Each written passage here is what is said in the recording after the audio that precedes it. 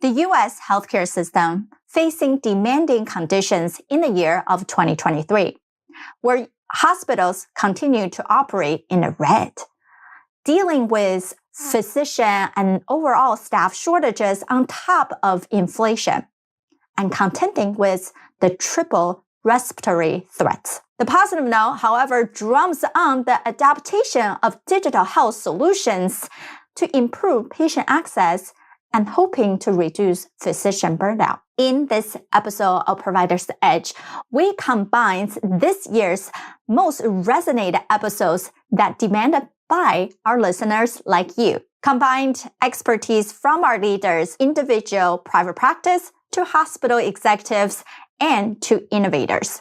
Bring you together one powerful session that you won't want to miss.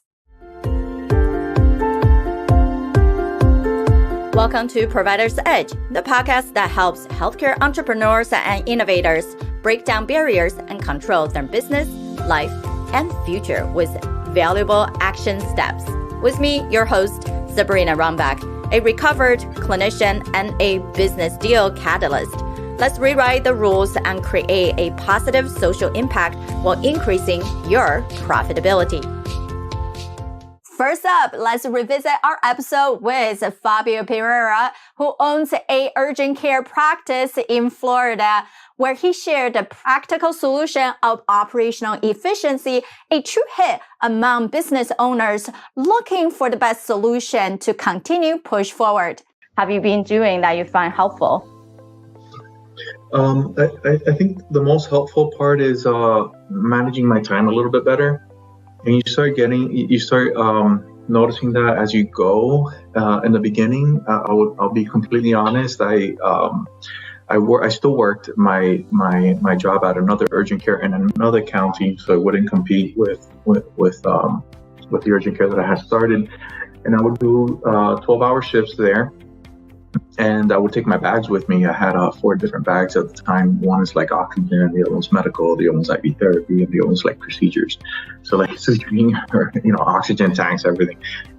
So after finishing a 12-hour shift, my wife would actually be picking up the phones at that time, and I would go see patients that for my business after finishing the 12-hour shift.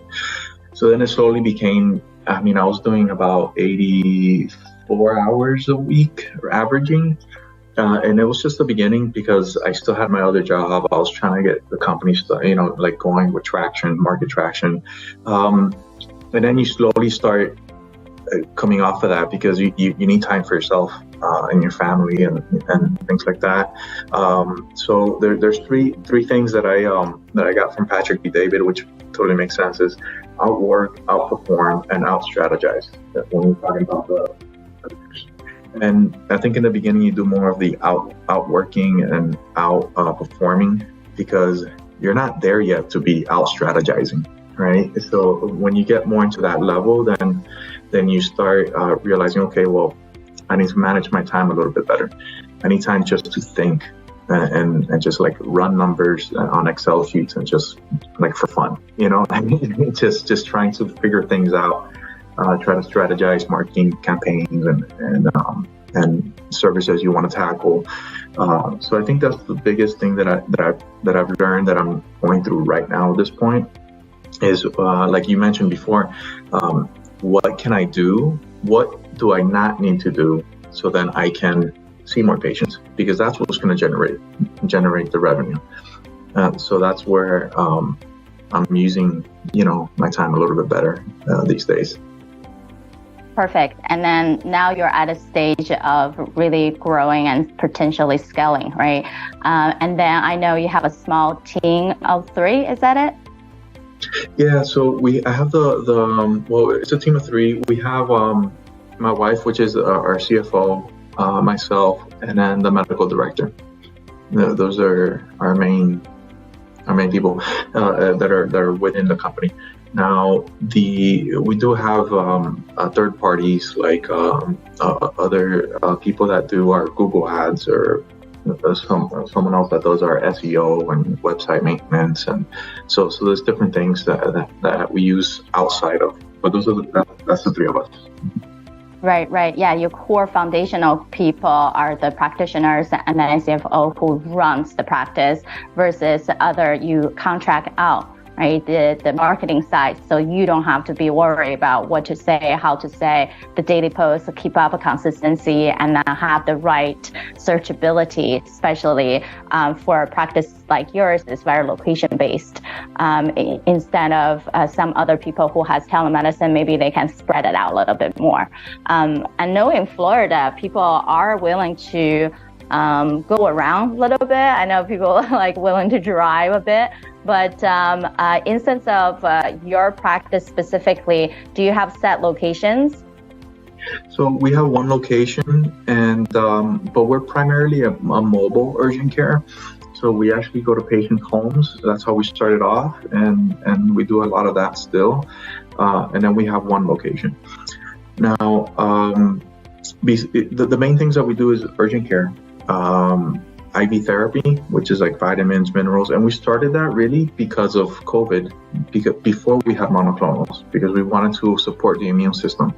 So we said, okay, well, we already do IVs for dehydration, right? For nausea, vomiting, diarrhea. So why don't we just put vitamins in it? Okay, so we started doing that. And then monoclonals came into play. So then, so those are the main things we do: urgent care, IV therapy, monoclonals. And recently I started really targeting, in terms of marketing, targeting telemedicine. I think it's a big market where it hasn't really fully been tapped. I feel that it more usable, or people started using it more, feeling more comfortable with it. But I think that we're just at the beginning of that, because we're growing as a society. Millennials, we can use technology a little bit easier, things like that. People are busy, they're on the go. They just need, to speak to someone and have their condition taken care of as soon as possible, and so they can keep going. And that brings up a point where you always have to not just be in touch with the medicine side, but also keep a pulse on the market. And unfortunately, it's gotten so political with COVID that you have to be on top of politics. You need to be on top of economics, or the markets, not just how many cases of flu or COVID or monkeypox or any of those things. Next up, let's dive into healthcare IT with Paul Vigario, where he shared insightful notes on how all the savvy entrepreneurs truly can leverage technology to better improve your practice and engaging with your patients.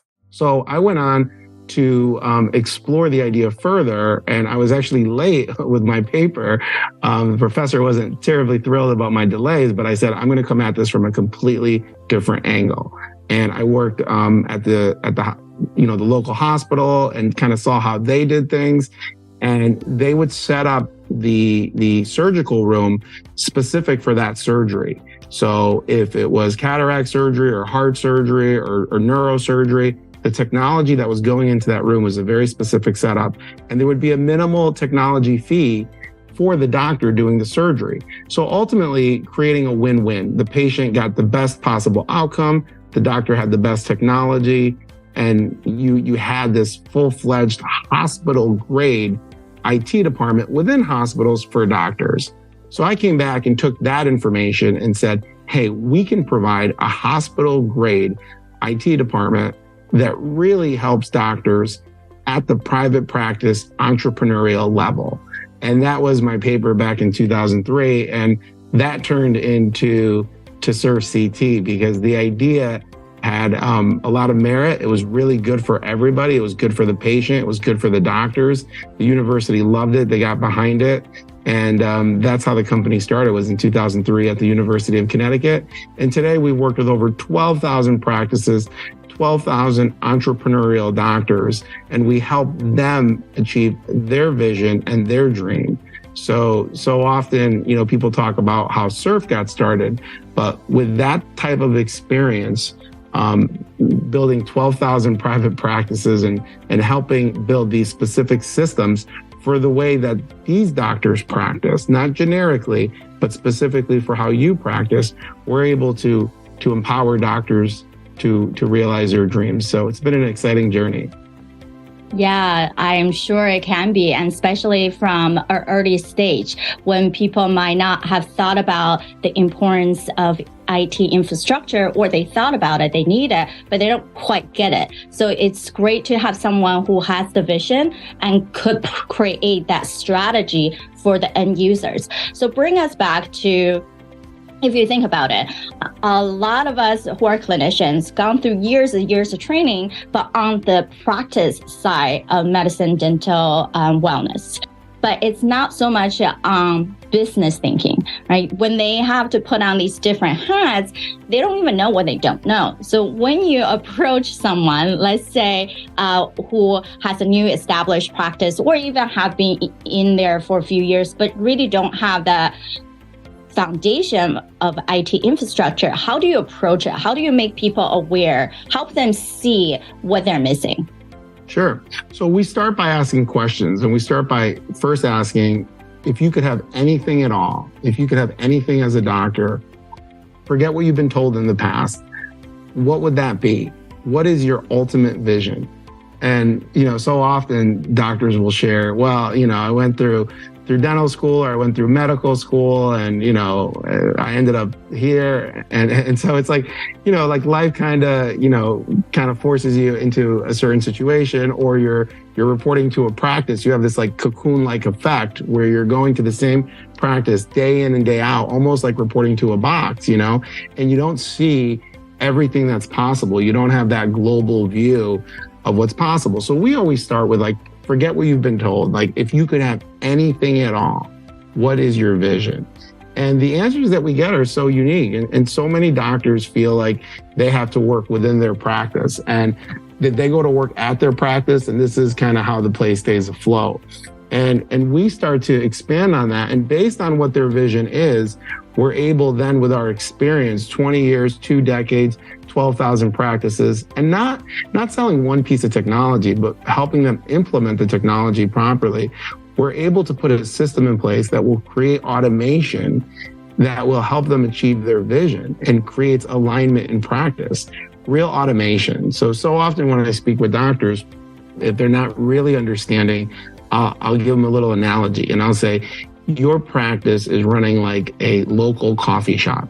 You show up every day, you grind the beans, you put the beans in the machine, and you work really hard to sell coffee for 99 cents or $1.99, and you tell people to come in, and when you're here, people come in because they know you.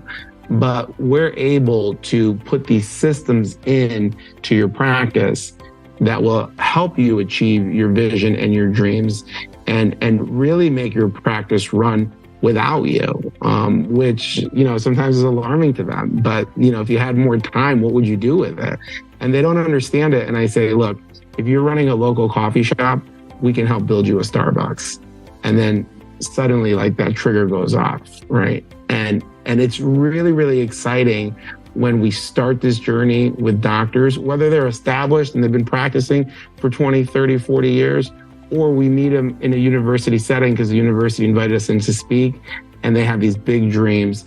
It's exciting when we start this journey and we hit these goals, because when you hit these life goals of more time with your family, or more freedom, or a business that runs itself, and really, really happy patients, because the experience is, designed at another level. It's exciting because the clients get really happy, the doctors are happy, the team is happy, the patients are happy. And sometimes, we get a call and the doctor says, hey, what's next? What can we do next? So when you have automation and you can take yourself out of that daily grind, that daily survival mode, and you can build a practice that starts to work for you, the possibilities are limitless. It's super exciting. Then we dive into the topic is most listened, a special topic on the new focus of mental health within the healthcare system with J.C. Somers. As a physician associate and practice owner himself in psychiatry, we truly explore the strategies that you can use in your everyday life. Stay tuned. So there are multiple different components on our gut health that has, we know serotonin in there has a lot more, right, in our brain. So for back in school days, right, or any stressful moment, I know all of us have that gut feeling, the crunch. Well, like that's same thing as how our patients, especially when they are having more of a mental fitness concern, to be able to address how we eat really affecting everything in our life, not just the obesity pandemic that we're facing or the coronary artery disease that they really should be addressing, but so many more things. And I love that you're adding different component of wellness and holistic care into mental health as well. So just wondering, how many patients are you seeing on a daily basis now? I would say I typically see about 15, maybe something like that. It depends, depending on, how much I'm working that day, but I would say somewhere between 12 and 15 is about average.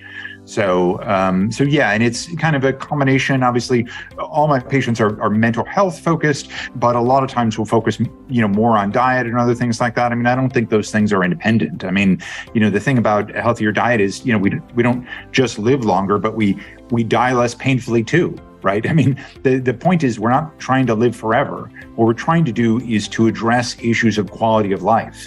Everybody wants those things, right? I mean, a long time ago, we recognized the impact that tobacco had on our health, right? But 50, 60 years ago, that wasn't the case, right? I mean, that tobacco was outed as the killer that it was, a long time ago.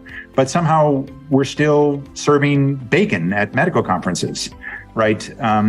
Because nobody thinks that that's healthy for us, right? And yet we're still kind of saying, oh, well, yeah, but, every once in a while, right? But we don't think that about cigarettes anymore. We don't think like 1 or 2 cigarettes a day is okay, right? So, we constantly have to be addressing these things and realizing that there's a real biological drive for these things, right? There's a real, component of that our body has been working on for tens of thousands of years, hundreds of thousands of years. If you came across a donut 10,000 years ago, you better eat it, right? I mean, because you weren't going to come across that again. And you were walking 20 or 30 miles a day, right? So trying to understand how our bodies and our lives and the demands on us have changed, really, especially over the past 100 years, but especially over the past couple thousand years, right? And yet our brain hasn't changed very much at all, right? As far as how it works, how it's wired, how we respond to stress and danger and anxiety, all those things are wired in there. And unlike cigarettes, which we can completely stop and never need again, everybody has to eat, right? We all have to have that drive. And so then the question is, what do we eat, right? I mean, the CDC says that 1/3 of all deaths in the United States are due to diet-related conditions. 1/3. Right? I mean, those are hundreds of millions of people, certainly worldwide, that are dying every day from heart disease and diabetes and, obesity related things, right? All these things, not to mention all the cancers that are diet related. So if we can talk to people about these things, a lot of times I'll talk to people and they say, well, I thought you were in psychiatry, but to me, thinking that psychiatry is just about people who are depressed or anxious or schizophrenia or having bipolar disorder is missing the point. Right? Psychiatry, just like family practice, just like every other field of medicine, is about addressing our patients' needs, right? It's about quality of life. What do people care about, right? Identifying that, addressing that, moving those people forward on their journey, that is the point, right? And it's great to be, less anxious or less depressed, but if we end up dying at 65 of a heart attack or stroke, I don't know that I've done anybody any favors. Right? Not to mention that you suffer before that. So, really addressing that. And we're starting to understand so much about that now. You mentioned gut bacteria, but that's just part of it, right? I mean, inflammatory cytokines, how we're metabolizing certain medicines, right? The genetics and the epigenetics associated with, our environment and our food and stress level and sleep level, right? All of these things play a huge, huge impact. So I talk to people a lot about that. And I think it's really, really important. I mean, I think we're missing part of that in medicine. We're kind of staying in our own little lane, but I don't know what our lane is, right? I mean, we're in healthcare. Right. And that's what we're supposed to be addressing. Right. It's about integration. At the end of the day, we can even apply those to our own life. Are we living for what purpose and what's that big mission that we're going after. And yes, nowadays we talk about biohacking even. Now, some of those activities, treatments, whatnot are for people cash paid. So that means people can actually need to be able to afford that. So are we doing that as providers for ourselves, recommending for our patient? But what about all the underserved, underinsured, then they can't even get basic care because they keep running to the ER just for that one thing. And perhaps they did see you in a clinic, but they can be lost in follow-up for the past 3 years. You have no idea what's happening with them, or you have no staff to be able to reach out to them to close that loop. So I know thinking about quality of life for us is very important to be able to sustain the practice so we can provide the care and serve our community. Lastly, we explore the innovative financial structure with Dr. Karamanchi. His perspective on bringing cash model into businesses within healthcare has been groundbreaking, making it a top choice for the forward-thinking professionals. When was the moment that you feel like, hey, business side of building your own practice was something that you had a deep passion in? So I got into the venture because there are very limited number of clinics that offer this, even in Florida. So I wanted to create my own model, and I felt that this was the best model of care that can be delivered to the patients, especially with what I offer, like the energy healing, the yoga, meditation, and all of that. So that's the reason why I ventured into the business aspect. And it's much harder than being in corporate. In being in corporate, you go to your shift, you check in, do your stuff, you go home. You do have some leadership stuff to do, but the finance side of it, you don't deal with it. You don't deal with marketing. But there's still some sales. Even though you're in corporate, we still sell the surgery to the patient. That's the sale. Although it doesn't look like a sale, we just tell them to do it. So I think it's a different world. The business world at times I feel it's much harder than being in corporate. Right. And that's true. Also, we're never really taught in grad school about business side of medicine. It's always research-based decision-making, finding out what's wrong, and then what's the best next step, and rule out the zebras and all the other things that we're really worried about for our patient. Yeah. But not so much when we're leading a team, it's beyond just the clinical side of the leading the team. Now it's become what are the other intricate of things that we really have to consider so patient can continue to come back to the office. And if we wanted to be able to see more patient, create more impact, what is that next step? Whether it is taking care of your existing patients better, engage with them more, versus doing the marketing strategies for connecting with the newer patient. So how do you find the balance in that? Yeah, it's very hard. For example, like all of our patients in the integrative practice, we reach out to them via text, via phone, via email. It's much different than, my patients in traditional medicine. You never talk to them after they're gone from the clinic or the hospital setting. But here we communicate with them all the time. And if you don't hear from them, we go ahead and reach out to them. Because sometimes the patients forget that, if they have to do stuff or they have to come back and, see the doctor and sometimes they forget about like what we discussed 6 months ago. So it's about constantly reaching out, constantly communicating. I think the biggest thing I learned in business is all about communication. It's, and every day I continue to improve on that. And it's communicating with the staff, communicating with the patients and how better to do that. Patients love text message for some reason, Yeah, and especially, I'm not sure, what's the population you're dealing with? Is that seems to be elderlies or like middle-aged? Mostly middle-aged. We have few elderly patients, but mostly middle-aged, anywhere from 35 to the 50s and 60s. Exactly. And I think that's why the middle-age group, right, the 30s to 50s, and they're still pretty active.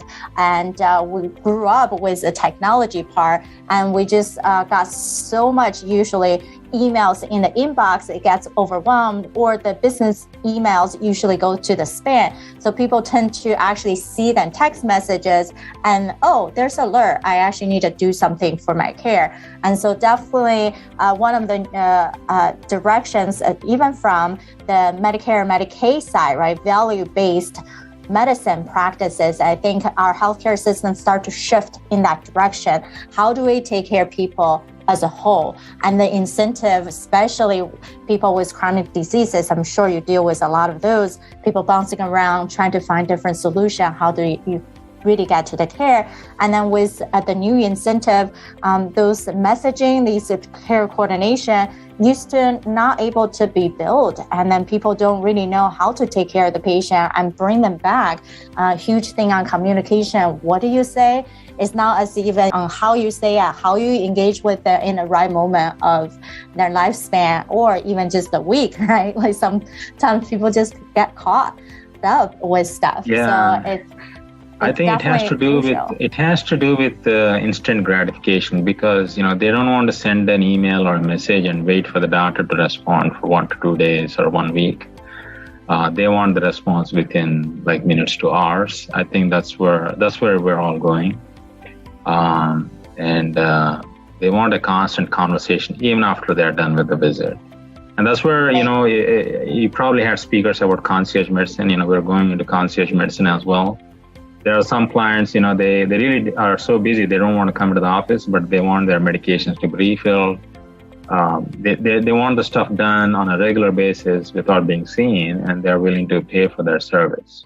2023 was a landmark year for healthcare entrepreneur, marked by innovation, challenges, and growth. We reflect on the wisdom embarked by industry leaders, shared lights on how their strategies can revolution your healthcare venture. Fabio enlightened us on operational efficiency in healthcare professional businesses. Paul highlight the revolutionary role of IT. J.C. Sommer shared vital self-care practices for healthcare entrepreneurs, and Dr. Caramanci explore the benefit of cash pay model for practice owners. Each episode offers unique insight, empowering healthcare entrepreneurs to thrive in this challenging era. Stay tuned next week as we feature the most listened episode on growing your business through marketing strategies, culture building, and optimizing leadership. As we wrap up in this reflection on 2023's most enlightened moments, please share your expertise on LinkedIn and tag me, Sabrina Runbeck, to join the conversation. We would love to hear what are your insights and takeaway from these episodes and how they can shape your approach in the coming year of 2024.